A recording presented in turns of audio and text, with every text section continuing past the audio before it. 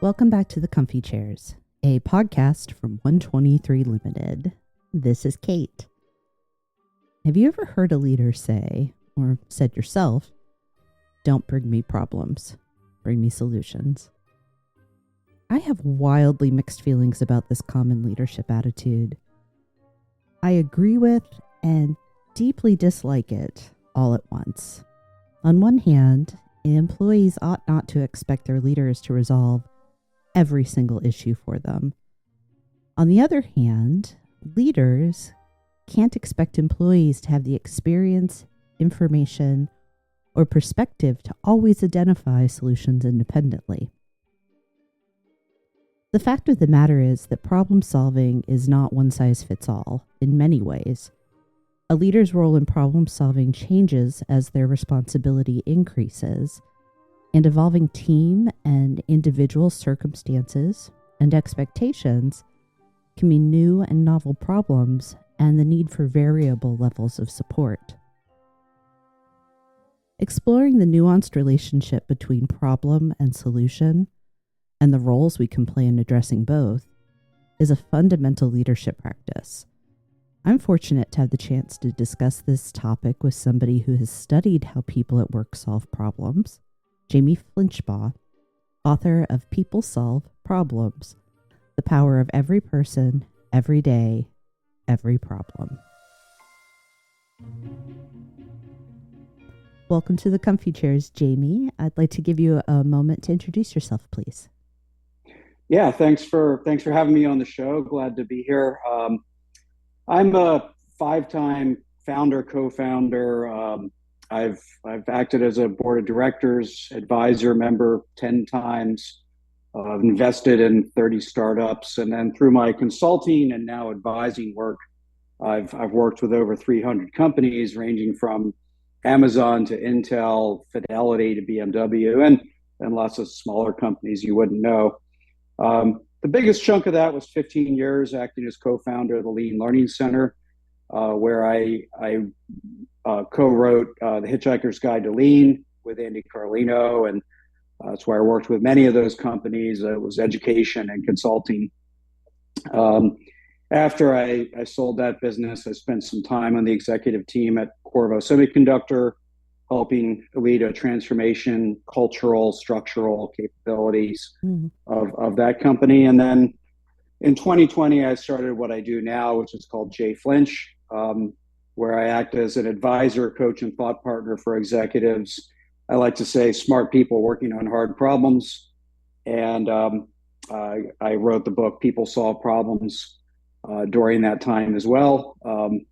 As most of the stuff I work on, which ranges from strategy to culture to leadership to org design, ultimately we're always solving a problem at some level in working on those things. And I'm there to help frame, reframe, change the aperture, change the vector of someone's thinking as their thought partner.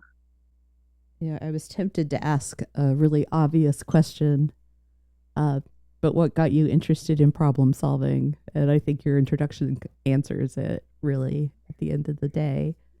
It did, but I'd add to that. I as through my lean work that I did for almost 30 years now. Well, actually over 30 years now. Really, problem solving is at the core of that. But what really intrigues me about problem solving is that most of what we're doing when we're doing new is problem solving. So it's a truly human condition, human capability that reflects, work, but, personal lives as well. So one, it's a human condition. Two, we all do it, but we're not very thoughtful about how we do it. And so that makes it interesting. And then three, for me as a topic, is it can take you into so many different domains and industries and fields and challenges that it just keeps me learning, which is my, the fuel that keeps me going. So that's the more selfish side, but it comes along with my interest in problem solving. You've got to have fun while you're at it, right? Like if there's not something to keep you going, why bother? I never like to assume that everybody knows all the terms that we're tossing around. And while most of my audience is in business and has probably had exposure to lean, I do know there are some people that may not be really familiar with it. So this is kind of an impossible question. I recognize that, but can you give us the like 25 words or less definition of lean? Sure, I'll do my best. And so I spend less time like, doing lean or even talking about lean these days. It's more just it's influenced how I think. Yeah. But what we most know about lean comes from extractions or extrapolation from the Toyota production system, Yes. which has made Toyota very successful over many decades. And it reflects a combination of behaviors, capabilities, and processes that come together to make an organization more effective, more efficient, and more engaging for employees. So that's maybe not a prepared definition, but hopefully a concise one. I like the way you talked about it, that it still continues to inform. And I think that's the power of systems like lean, that they can inform our thinking. So even if we're not following everything to the letter per se, although of course there are times for ultra compliance to form, Sure. But taking and being able to learn the way of thinking, it ends up serving us later, for example, in problem solving. I'm curious to know, because I have such mixed feelings about it, what is your thought and reaction to that don't bring me problems, bring me solutions attitude that I feel it's become pretty prevalent in the modern workplace? Yeah, it comes from a good place. It comes from a place of ownership. We want you to own the problem and get somewhere and go take control of it and go do something. But fundamentally, I think don't bring me problems, bring me solutions. Certainly, we don't want the cat leaving the mouse on the doorstep kind of thing, and just running away. But I think it misses two major points. One is, many individuals, especially at the individual contributor level, don't have the full context or all the levers and buttons that they would need access to provide the most powerful solution. So at best, you can make a recommendation, but again, you're missing the context. You don't know everything. Yes. You're not supposed to know everything, and so two brains are better than one. And so, just quickly connecting back to Toyota, every problem is required to be visible. The minimum number of people involved in solving a problem at Toyota is 2, where in many organizations, the minimum number is 1, which means you can have tunnel vision and short-sightedness and again, lack of context and things like that. So I think that's the first problem with it. The second is that it robs you of a chance to both coach, but also get insights into how that person thinks about problem solving, right? And so if I were to take a sort of an obvious overreaching analogy, if you tried to coach sports by just looking at, well, yeah, we won today. Like you don't watch the game, you just kind of go, yeah, we won. Okay, now let me give you some advice. You need to see how we won or lost to actually coach a team, right? And the same as problem solving. I can't see how you think and how you work with only seeing the results of your problem solving and the solutions. And so it robs us of that evaluative option and that input of coaching. So to me, those are the most dangerous gaps in that. Now, I will say you take it too far and you say, I'm only going to focus on sort of the effort and the process. And I've seen many organizations that essentially you get credit for starting a problem solving effort. And so everybody's working on 5 problems, but nobody ever finishes one. And in the end, the goal is to finish, right, and get results out of it. And so, so I think it's not a binary answer, but take either one too far, and it's counterproductive in my opinion. I agree. I totally agree, which is fortunate for our purposes, isn't it? You've introduced something that really aligns with how I was organizing my thoughts getting ready for our conversation today. There is, I think, this very interesting balancing act when it comes to problem solving. That there's the, should I focus on the problem, focus on the solution? Is it effort or outcome? The notes I sent you, I shared that I personally think that problem solving is not a skill, or rather it's a skill set or a packet of skills. And as I started to codify those for myself, what I saw is that there are these binaries that kind of hold each other in tension, that you have to have realistic, you have to be realistic when you face a problem, but you also need to be imaginative, creative, innovative, all those great things. There needs to be courage to stand up alone, to try something untried, but you also want connectedness, other people around you, being able to tap into the hive mind, if you will. And then I think the last is great problem solving somehow blends being methodical with being adaptable. And when those things are all well balanced, in the middle, you end up with great thinking, I believe, but also ideally really effective problem solving. So I'd love to hear your thoughts on that. And I know that you said you're kind of tool agnostic when we first spoke, but interested, are there resources that you would point people to as they're trying to learn how to work in that middle place?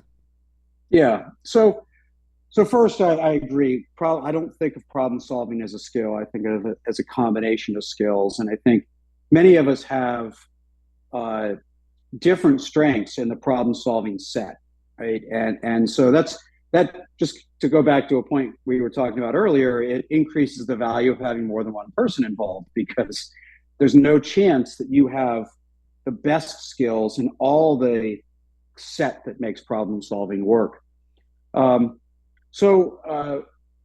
Let me just start. And I do agree. There's because there's such a plethora of different skill sets that you bring to the table. There's bound to be some poles that you have to move forth between as you go through problem solving, whether it's as an individual or as a team. Even just being process focused versus intuitive focused, right? You need both of those. It's an and, not an or. So let me just sort of pick up on that first one around that you mentioned, being realistic, but also being imaginative.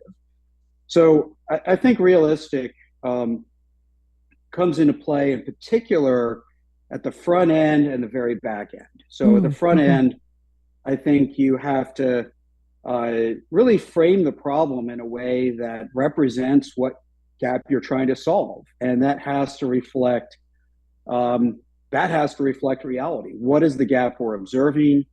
Not just a gap we're imagining. Right? I'll get many people that start imagining problems, which, if we go to the Stoic philosophy, is they say that the imagined problems are worse than the real problems, because we build them up. So what's the observable condition?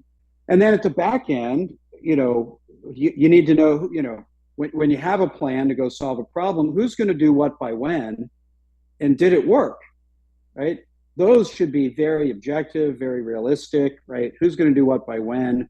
I like to look at, does everybody have what they need to fulfill their commitments there, right? Or is it you have a plan and you're already having doubts whether you can pull it off? Well, maybe it's not realistic, and we have to talk about that. On the more imagination side, I'll start on the most obvious part, which is the solution space. That's where your imagination and creativity can be really, really useful. And one of my favorite I'll say techniques or tricks when I'm sort of coaching somebody or being their thought partner on a problem is to stretch them to the extreme.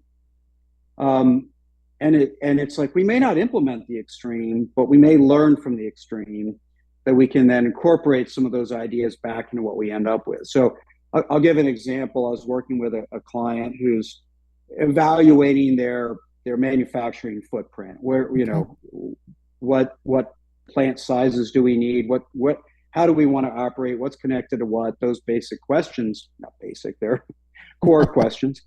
Very, very hard. But I said, well, what if you bought a new piece of property, designed a new facility from the ground up that had everything in it the way you'd want? What would that look like? If you think about, okay, what's the unconstrained extreme answer? What do I like about that I can incorporate back in my more realistic answer?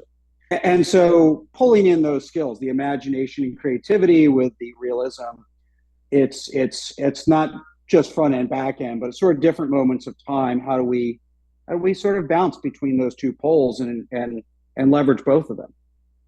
Being able to imagine the path that led to the outcome, the gap that you're seeing, is such an important skill. I'm reminded of kind of the root cause analysis fable, if you will, where somebody observes their mother or their wife, somebody cooking a ham, and she chops the end off of it.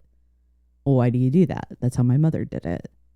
Grandmother, why do you do it that way? Well, that's how my mother did it. And what you're eventually able to come to is the understanding that the very first matriarch in this line of cutting the ham off, she had to do that because her pan would only fit so much. And it's led to this gap and this action that was unnecessary. So it's I'm going to chase after it. I'm going to imagine what could have caused it is important. I think too, I had this like, I need to put a little footnote in when you were talking about realism being at the start and the end. One of the skills, one of the needs of great problem solving is working the right problem. And I think sometimes in the rush to come to solution and resolution, the time that's needed to really scope the problem, if you will, gets left out. So how do you help people hit pause, not forever, but long enough to ensure we're actually addressing the thing we need to address? Yeah, so I think there's two phases of that. One is sort of pre-problem selection, and the other is post-problem selection. The pre-problem selection is the fact that we all have way more problems available to us than we would ever have time to go solve, right? And so this is why I'm a big fan of using terms like let's put a Band-Aid on, because like, yeah, I'm just gonna get through that one, and I'm choosing not to solve it today. Okay. And so if we look at our inbox, if we look at meetings or metrics or customers or just our own, here's the things that I'd like to be able to go do that we can't today. There's so many problems available to us.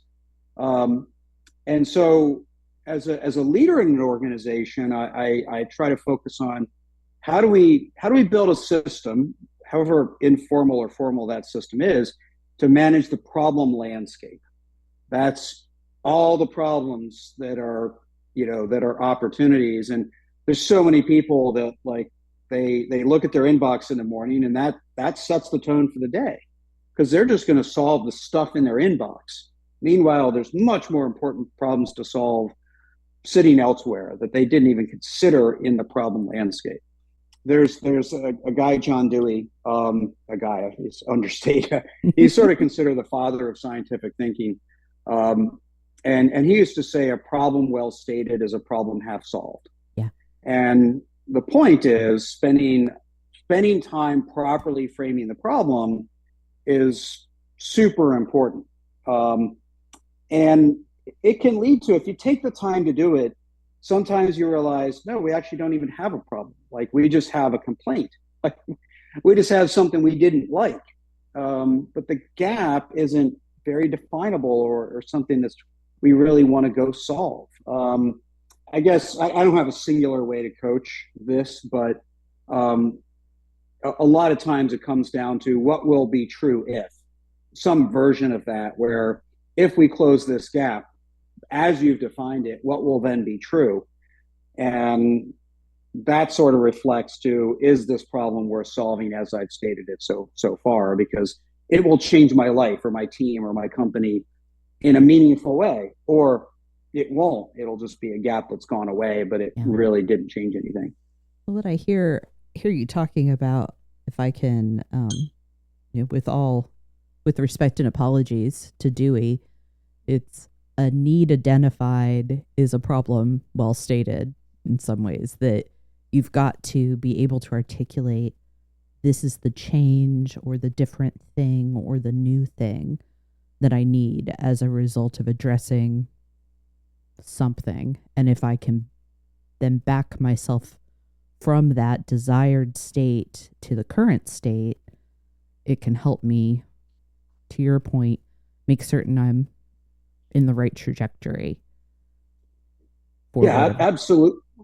Absolutely. And there's sort of two ways to frame that gap. One is what we would call gap to standard, which means we were already there and we've slipped, right? So I'll just stick with my one example of I have too many hours on my plate a week. Is I used to be able to spend 3 hours a week doing X, and I've missed that 5 weeks in a row. So that's a gap to standard. We were there, we had a standard, we've lost it. And that's easier to define the magnitude of the gap because we were already there. Yes. The other one is gap to need, as the term you used, and that's more an opportunity or the goal line changed, right? So you may have a customer who set basically has raised the bar on you, and it's like, hey, we were performing here, and now we need to perform here. And so that's sometimes harder to define because we just know we need to be better, but better isn't magnitude. And so if someone is unable to define the magnitude of the gap today, I go as far as encourage them to write it out with like underline fill in the blank. Like somebody says, I need this process to be faster. Well, then the problem statement should be, it currently takes blank and needs to take blank. And now we still know there's a gap, and we can jump into it and start studying it and understanding it, because maybe the answers to blank and blank, or X and Y, are in the study, right? So we may not be able to define it just yet, but at some point along the way, we kind of need to, because we need to know how much better we need to get in some way, shape, or form. Even if it's an estimate, I'm okay with it being an estimate, but like, what's the gap? How big is it? Matters a great deal. One of the points you made very early on, sir, was that when we focus too much on the bring me solution, we're missing the opportunity as leaders to get insight into how people think and to guide and coach them through that problem. And I'm hearing some of here are ways to coach people through problem solving and what we're talking about. I'd like to get a bit more explicit to say, here are good practices to coach problem solving. Defining the problem being one, being able to talk about the gap in some measurable way seems to be a second one. What else? So let me start with a couple sort of high-level keys to get right around coaching. One is you have to be clear about when you're in a role of coaching and when you're not. Thank you. Yes. So like if you're a manager coaching your employee, they own it. They own the problem. They own the solution. They're moving forward. You're the coach.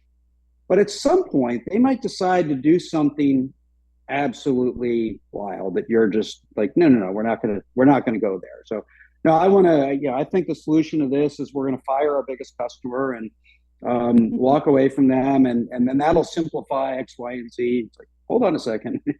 No, we're not going there.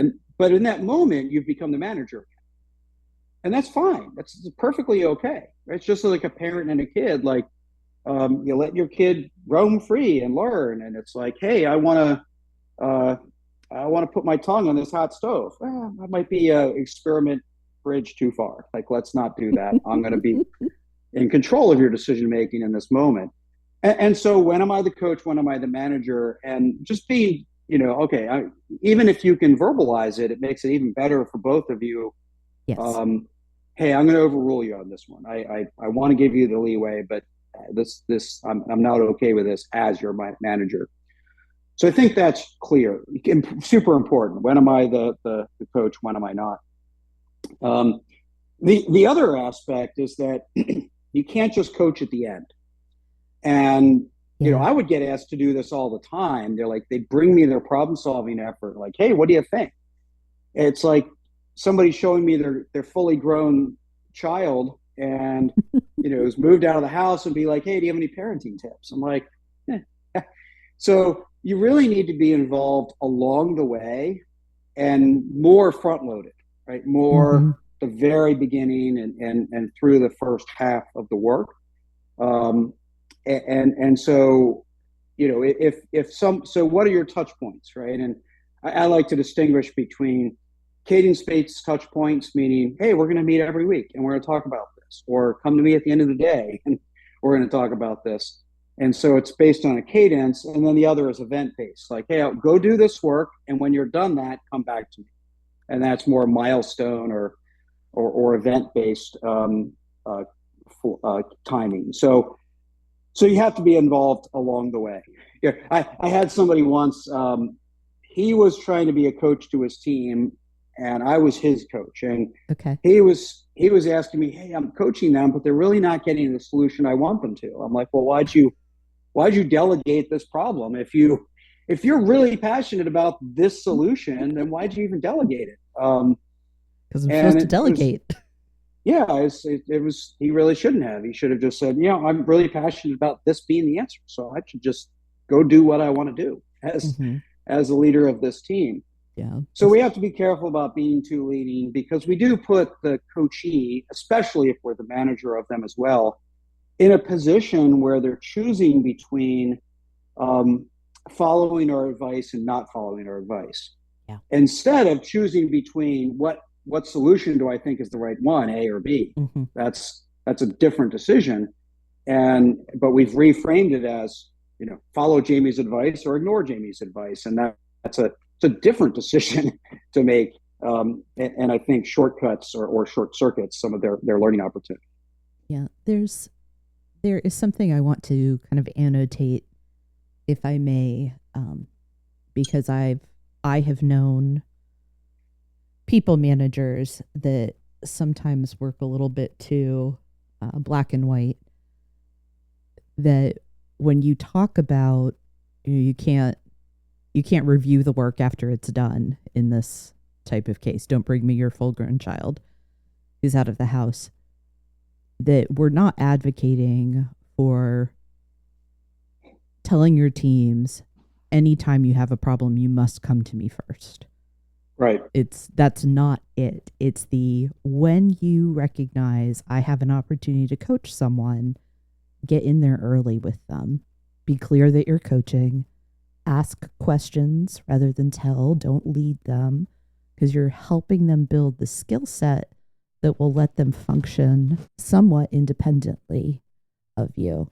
And you need them to have freedom. It's not about micromanaging. It is about managing. Period. Right. Okay. Yeah, I have trained and talked with a lot of managers who, unfortunately, because it's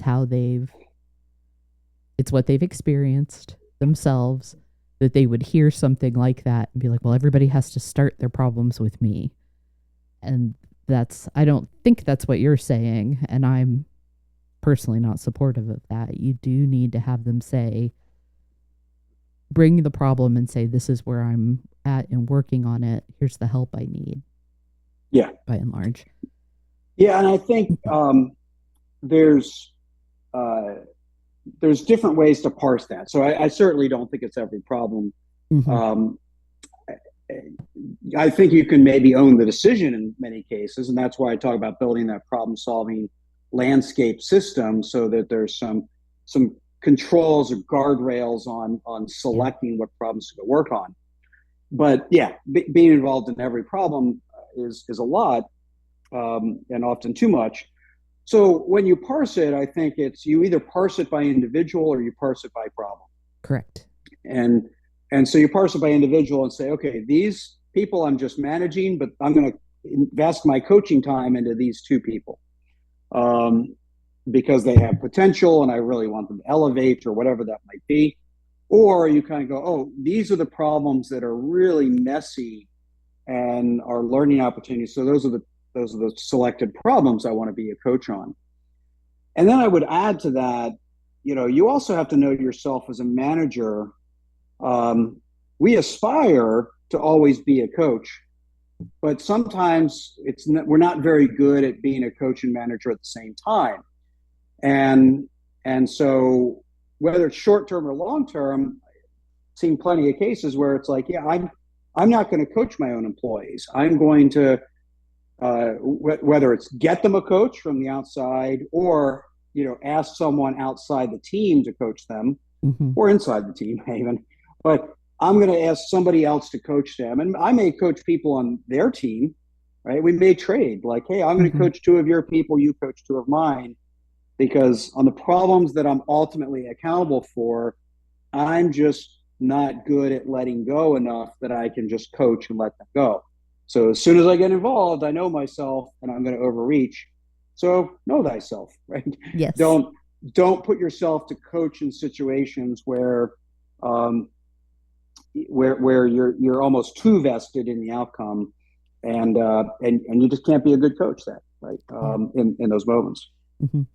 I want to take a moment um, and talk about the distinctions. We've already begun a little bit here, but again, to be very clear, the distinction between a manager, a coach, and I think I would add mentor in there as well, because all of those roles have a part to play in guiding people developing problem solving skills. Mm-hmm. So the manager, person responsible for the measurement and management of work, communication, information, consequences, rewards, etc.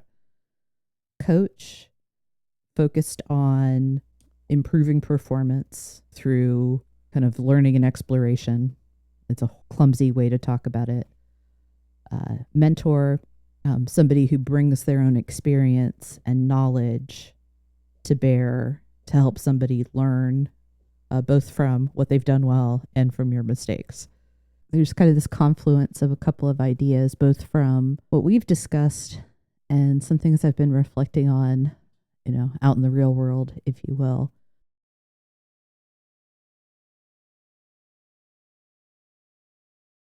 about networking and connection and how important those are, but also the question of, as somebody's role changes in the organization, specifically as they increase in responsibility, the way that their relationship with problem solving changes. I'm curious about your thoughts about that. How does, for somebody entering leadership and advancing in leadership, how does problem solving, their function in it, how do you see that evolving? And then I think we need to make certain we're tying in this connectedness again, because I have a suspicion that becomes more and more important the higher up you go. Yes, and let me touch on that first, and then go back to the evolution. One of the main reasons that we want to make sure, as we said almost at the very beginning of this discussion, sometimes an individual will be missing the context, and Yeah. and that leader sees the context where it's, we're supposed to see the context where it's like, oh, that connects to this team, or that function or this other issue, or we have three other teams working on the same problem over there. You just don't know it. Mm-hmm. And so helping establish those connections where they're needed, or helping narrow them when they're not, right? You could be sitting there and saying, oh, we need this from that team. And the leader says, you know what, that team is super busy with 10 problems that are way more important than this one. So we need to figure out how we can solve it as much as possible inside the confines of our team, right? And so when do we need connectedness? When do we need to not rely on connectedness? Making those judgment calls, I think, is a big role of the leader. The further up they go, because you see broader, right? You see more broadly. So going back to the evolution, I'll separate does from should, because this is one of my longest standing points that I feel I have a unique perspective on. Maybe not unique, but a different way of saying it. And it's what I call the 25 problems myth. Most leaders, when they get promoted, let's just imagine it's rarely this small, but it's simple math. They have 5 direct reports who all have 5 problems. The leader then assumes they have 25 problems. And that's the myth. That's the wrong perspective to take. Their team has 25 problems. What happens when we assume that myth and assume that, oh, I've got 25 problems, is we then go inject ourselves, usually in just the biggest ones.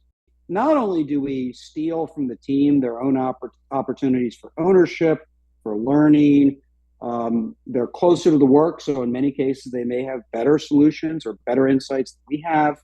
But more importantly, we are robbing from ourselves the opportunity to go work on the 5 problems we should own.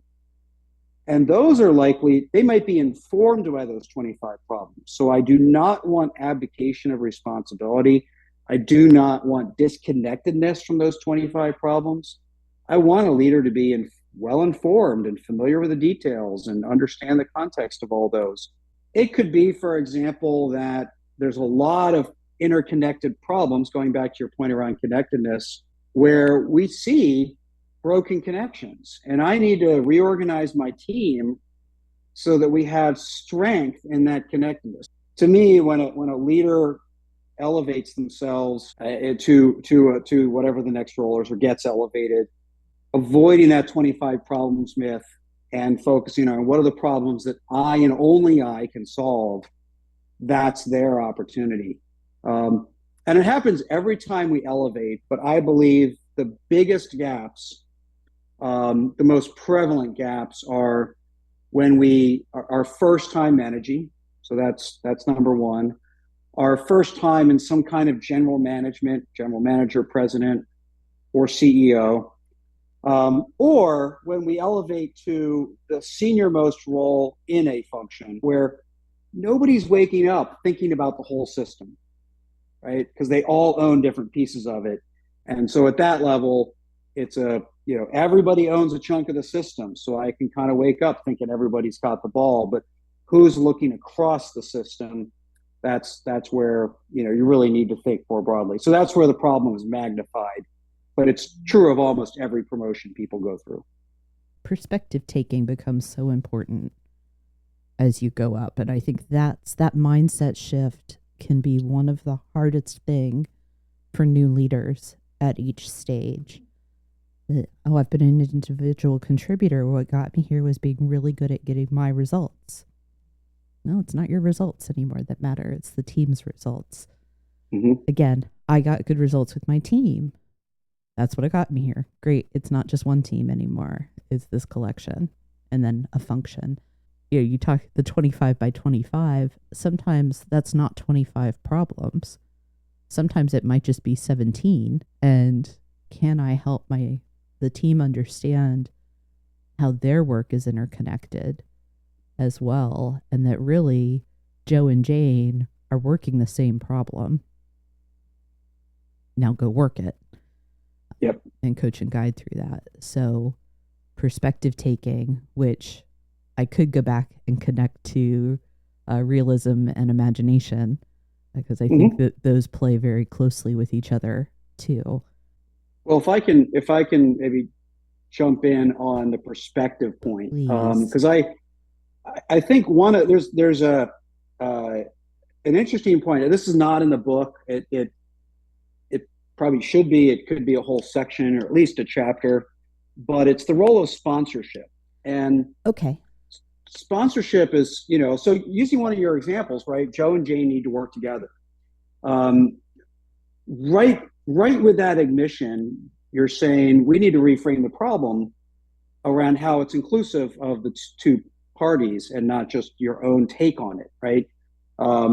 And so I have a take on it, you have a take on it. But when you put it together, it's got to be a whole different third take because you're changing the perspective of that problem. And sponsorship is really making sure that a team, whether a team is 2 or 20,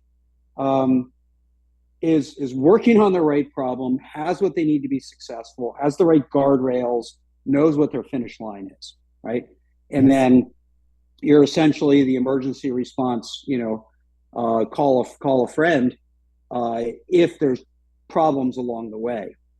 And I find sponsorship to this point of elevation is people go, oh, there's a VP who's sponsoring it. Well, they're a VP. They've been a leader for a long time. They must know how to be a good sponsor. But there's almost nothing written about it. We don't teach it.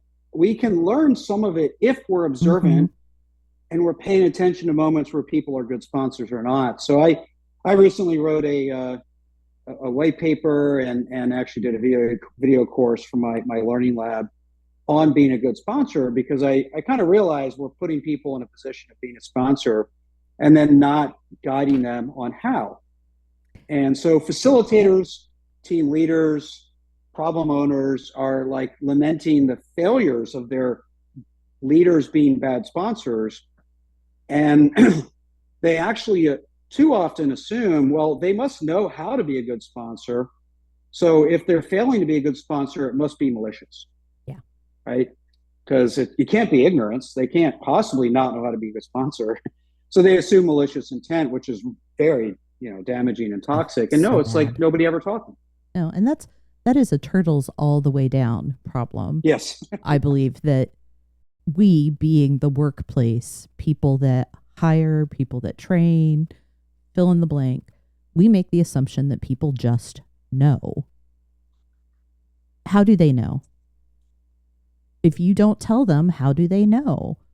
It's exactly like everything that we've talked about. There is am I informing people of their responsibility in this and what that looks like? I think we could solve most of the workplace problems that we encounter in the day-to-day if we were more generous with our telling. And I totally agree with you. Sponsorship is fundamental to successful change, innovation, forward movement of any kind, whether it's on the small scale or like the big corporate transformational. And you ask 5 people and you're probably going to get 7 different definitions of it. So we have to define it. We have to explain it to make it very clear what the expectation is. And then we need to prepare people.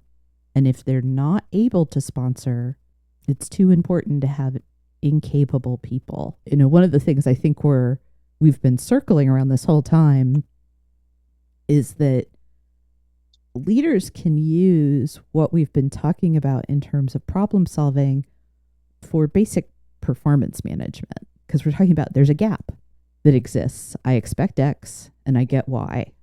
How do we close the gap? And sometimes you need to manage it, coach it, mentor it, all the stuff. It's beautifully applicable. And extend the grace, because there could be a reason, more often than not, the reason is ignorance. It's not stupidity. It's not malicious ill will. When we were talking about context a little bit earlier, about I know that team can't take this on right now, that the leader has that perspective. I think a lot of times we talk about that as organizational savvy of like, I can see and I'm connected. Right. I have a new phrase I want to play with. I think it's corporate empathy, that I can understand and see the dynamics and the flow of work and have empathy for the teams around me. I don't know that it necessarily replaces the idea of organizational savvy, but I think it brings more of that grace and kindness and support into the workforce that I believe we just can't get enough of. Yeah, and I would say it's either a subset of organizational savvy or a pathway to develop organizational savvy. Yeah. And there's another, I forget if this was a blog post or an article I wrote, but I like to write, as you can probably tell. Yeah. But it referenced a quote, and I'm not even going to try to do the quote because I can't even remember who said it, but it talked about rigorous empathy. Mm-hmm. And rigorous empathy was like, it wasn't about caring or how people felt or anything like that. Just being like, I need to be curious about why. Mm-hmm. Right. And so, I think sometimes people hear empathy and it's like, oh, I'm just going to, okay, yeah, things are tough over there, so I'll give them a break. No. We still have to do the work, right? So it's like, no, I understand why you're resisting me right now. And so that's I have context, I understand, I can see it. And I still have to overcome it. Yep. Right? So just because you're going through a rough time over in Department A doesn't mean that I'm just going to go like, yeah, we don't have to worry about this. We'll worry about it next year. No, we have to figure this out together because it's still got to get done. Even though you're going through a tough time in your department, how do we do that, right? And so that all feeds into the organizational savvy, around how you approach another team, when you approach another team, et cetera. So yeah. I think the idea of that organizational empathy is a pathway to develop organizational savviness. Well, yeah, I think it's also a little concerned I may be pulling us wildly off topic, but I love this concept. So I think we should be talking about empathy in the workplace more often than we do even. So I'm going to just chase after this topic. Sure. That we, just like with, we don't define sponsorship well, I don't think we define or understand empathy well. Like, oh, I'm empathetic. That doesn't mean that I give you a free pass for bad behavior or poor performance or not getting the work done, as you said. Right. That I can be aware of, sensitive to, and have insight into whether it's emotions or workload or circumstances. That doesn't mean I don't step into the hard conversation. I don't make the assignment. I don't do the work. It does inform how I approach you. And, things like, hey, they've got buckets of work already going on. We know they have to take this on. Can we negotiate the time frame? Can we help with some other things? Can we ask them to do, half of it now and half of it later? That's an act of empathy, and it's always connecting back to what does the work require of us? No, I agree with that statement, both parts of it, the fact that we need more of it and the fact that it's often misinterpreted of, like I said, being soft, right? Mm-hmm. And passive and things like that. And it's not. I think if we can think of empathy less as a mindset and more of a process or an act, I think it helps because it's not just sitting there passively being empathetic and going and imagining things, right? It's like, oh, I bet they have a hard week. I'll leave them alone. We don't just be passive in empathy. We can be super active in empathy, but be curious about, allow for, understand, ask questions, right? And then make decisions based on that context. So, I'm not sure I've articulated it that way before, but I think if we think about empathy a bit from a process standpoint, how do we act? empathetically as opposed to just be empathetic, um, I think it maybe unlocks some of that misinterpretation that people have. I agree. I totally agree. And I think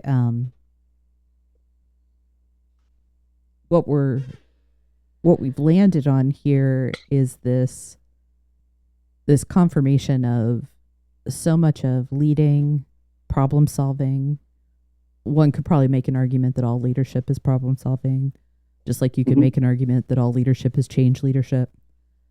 But it's working in that space in between two ends, right? Finding the balance between care and need, finding the balance between realism, imagination, courage, connectedness, all the way down. Yep, I agree. I think that does bring us pretty full circle to again that role of the role of the leader in problem solving ecosystem, not just problem solving the act. Yeah, but I appreciate that very much, and I think too another full circle that we're getting to experience by landing on empathy, not as the end all be all, but as an essential part of the process. It takes us back to one of the things you said very early on, that problem solving is truly a human condition. It's, I think we're kind of made for working through problems in a lot of ways. And because it's a human condition, let's treat each other kindly while we're doing the hard things. Yeah, and I think including ourselves in that, because I think we often assume, have been problem solving my whole life. I'm in my 20s or 30s or 40s or 50s or whatever. I use my own case. I was trained as an engineer. I should be good at problem solving at this point. Yeah. And so then we don't give ourselves permission to learn more and be vulnerable in our problem solving capabilities. I actually like to use, as extreme as it sounds, I still think it's true, the analogy of breathing. Okay. We've been breathing our whole lives as well. And so we can take it for granted. But whether it's, you get an athletic trainer who teaches you how to breathe differently while you're doing whatever sport, or you're taking a meditation practice or a yoga practice and they're teaching you how to breathe, and you realize how much you didn't know about breathing and how much more there is to breathing and how much more you can learn about breathing. And then in the same sense as breathing, while we can do it while being unconscious, literally, to do it well requires conscious effort. You don't just suddenly just breathe in meditative stance because while you're sleeping or while when you wake up. You have to be thoughtful about how you breathe if you want to breathe differently. And problem solving is that same thing. We have, again, you can learn more no matter how long you've been doing it. And we have to be thoughtful and conscious about how we're doing our problem solving, even though we've been doing it for decades. I cannot think of a better way to end. Honestly, JV, that is chef's kiss perfection. You can do it, but if you want to do it better, be conscious about it. I love it. Yep.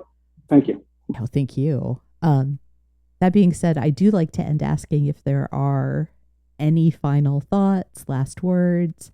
I definitely want to give you an opportunity to talk about, we've mentioned a couple of the books that you've authored or co-authored. You made reference to your learning lab. I'd love the opportunity to have you spotlight that for us because it looks pretty juicy. I was looking at it just yesterday and would love to be able to feature that for listeners as well. So why don't we transition to some of those housekeeping end of conversation items? Sure. Well, I guess, we covered a lot of ground, so it'd be really hard to rehash, much of that. But I'd just say I think people should be curious about what are they missing in problem solving? No matter how good we are, is it breadth? Is it depth? Is it a swim lane over different types of problem solving? There's just always some. It's one of the reasons I wrote the book, People Solve Problems, to force myself to think critically about some of these topics. So even if I didn't publish it, I still wanted to write it. So be curious, because more to learn out there, no matter how far you've gone. And then, my Learning Lab it's really a tool I first developed for my advising clients. So, and I have plenty of content on YouTube, but this is really for the sort of highly developed, video course content of stuff that I'll say I have behind a firewall, because I really developed it for my clients along the way. The more learning stuff we can put out in the world for people, the better. And I could go on and on and on about the whys and wherefores of that. But again, we'll spare. I want to thank you again for your time, Jamie. This has been, for me, a very thought-provoking, wheel-turning conversation. And I'm really energized by some of the ideas that you've helped me discover, but also flesh out for myself in my own thinking. And I know that listeners will have the same experience with it. Well, thanks for being willing to invite me into your sandbox to play and engaging in a dialogue with. It always is always a fun opportunity just to talk with somebody in a curious way without a script. So thank you for inviting me, having the conversation. Definitely my pleasure. Thank you so much.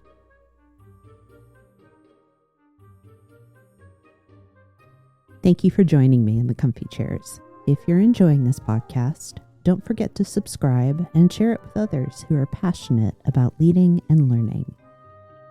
And don't forget, if you have a question for our new Comfy HQ series, I'd love to hear it. Check out the link in the show notes to submit your question and be part of the conversation. Until next time.